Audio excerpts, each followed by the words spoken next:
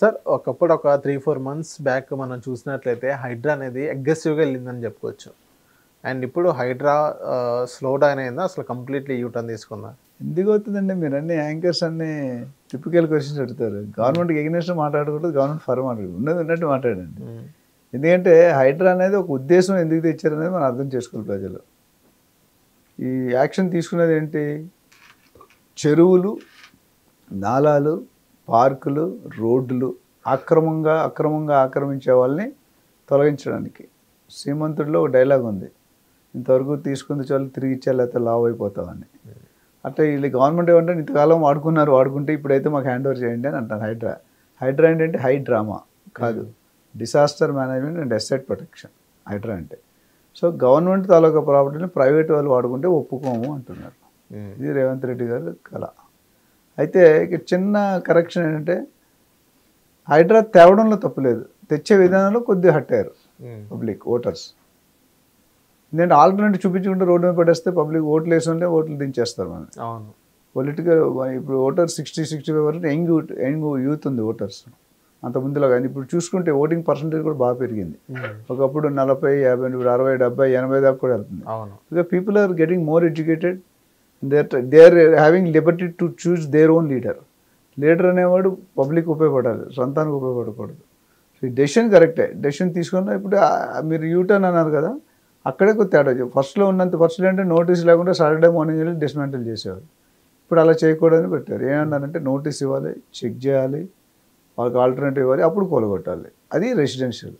Commercial అయితే no chance, వాళ్ళు కొద్ది నోటీస్ ఇచ్చి కొట్టడం.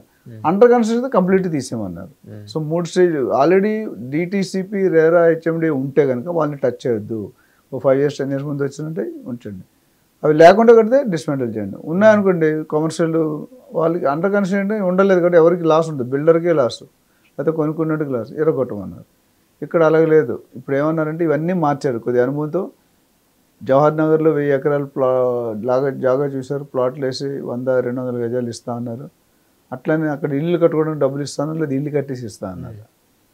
అదేవిధంగా డబుల్ బెడ్రూమ్ ఫ్లాట్లు కూడా అలొకేట్ చేస్తున్నారు. గవర్నమెంట్ పాత గవర్నమెంట్ కట్టింది, కొత్త వాళ్ళు. ఈ రెండింటితో కొద్దిగా రెసిడెన్షియల్ అనేది చల్లబడింది. ఇప్పుడు కాలేజీలు, హాస్పిటల్స్, స్కూల్స్ పడగొట్టొద్దండి. ఎందుకంటే అక్కడ పబ్లిక్తో సవాల్, స్టూడెంట్స్ భవిష్యత్తు పాడైపోతుంది. సడన్గా ఎరగొడితే వాడు ఫైనాన్షియల్ ఎకడమిక్ ఇయర్ ఎవరు చేస్తారు? హాస్పిటల్లో పేషెంట్ రోడ్డు కొట్టేస్తే చనిపోతారు. ఇవి దృష్టిలో పెట్టుకొని కొన్ని ఎగ్జామినేషన్స్ ఇచ్చారు. మిగతా వాటికి ఇదిగా FTL బఫర్, ఇవాళ FTL బఫర్ అని అంటున్నారు. ఫ్యూచర్లో 111 జీవో కూడా తెచ్చే ఉంది ఆ స్కోప్లో. కన్జర్వేషన్ జోన్, బయోగంజ్ ఇవన్నీ కూడా వచ్చే ఛాన్స్ ఉన్నాయి. ఎందుకంటే గవర్నమెంట్ మళ్ళీ దే ఆర్ గోయింగ్ టు ఇప్పటికే కొన్ని 100 ఎకరాల్లో భూమి బ్యాక్ తీసుకున్నారు, 1000 ఎకరాలు ఉన్నాయి. అవన్నీ తీసుకోవడానికి కొంచెం టైం పడుతుంది. ఓకే, హైడ్రా అనేది ఆపడం జరగదు.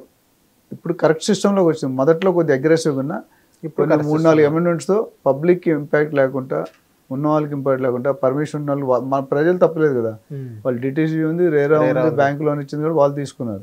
అయితే బిల్డర్కి పెనాల్టీ వేయాలి, బయర్కి పెనాల్టీ వేస్తే రోడ్డు మీదకి వచ్చి ఈఎంఐ కట్టుకోవాలి, రెంట్ కట్టుకోవాలి. ఎలా కట్టుకుంటాడు? ఆ ఈఎంఐ కట్టడానికి వాడు కింద మీద అవుతుంది. ఈఎంఐ రెంట్ కట్టుకోవాలంటే నెక్స్ట్ హార్ట్ అటాక్ వచ్చాడు. సో అందుకని ఇవన్నీ కూడా మార్పులు చేశారు. స్లోగా వెళ్తుంది, but it is going to continue అనుకుంటాను. నాకు తెలిసి హైడ్రా అనేది ఆపరు. కాకపోతే రీజనబుల్గా, లాజికల్గా అన్ని పాయింట్ అష్యూర్ చేసుకుని కోర్టు ఇచ్చిన డైరెక్షన్ కూడా మెయింటైన్, కొన్ని కోర్టు కూడా కొరడా వేసింది అది, ఆ డైరెక్షన్ కూడా కన్సిడర్ తీసుకొని ఆ విధంగా ముందుకెళ్తున్నారు. కాబట్టి అండ్ గవర్నమెంట్ ఫుల్ సపోర్ట్ ఉంది. సపరేట్ జియో ఇచ్చారు, 3000 మంది స్టాఫ్ని ఎస్టాబ్లిష్ చేస్తున్నారు. అవుట్సోర్సింగ్ కాంట్రాక్ట్, బిల్డింగ్ ఎరగడానికి కాంట్రాక్ట్లు అవుట్సోర్స్ చేస్తున్నారు.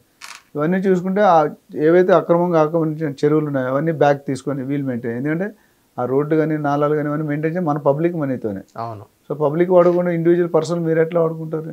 అది వాళ్ళ క్వశ్చన్. ఓకే. సో దీన్ని బయటకు వచ్చేసి డెఫినెట్గా కొద్దిగా స్మూత్ అయింది. 3 నెలలు 4 నెలల ముందుకి ఇప్పటికి దర్ ఇస్ ఆస్మాన్ జమీన్ ఫరక్. అప్పుడు ఉన్న దగ్గర, బట్ అట్లానే స్లో డౌన్ చేసి ఆపారు. కంటిన్యూ అవుతుంది. Thank you sir. Hit TV app ని డౌన్లోడ్ చేసుకోండి. ఇందులో short news, live news, entertainment movies అన్ని అవైలబుల్ గా ఉన్నాయి. Please download hit TV app. Hit TV app ని ఫ్రీగా డౌన్లోడ్ చేసుకోండి.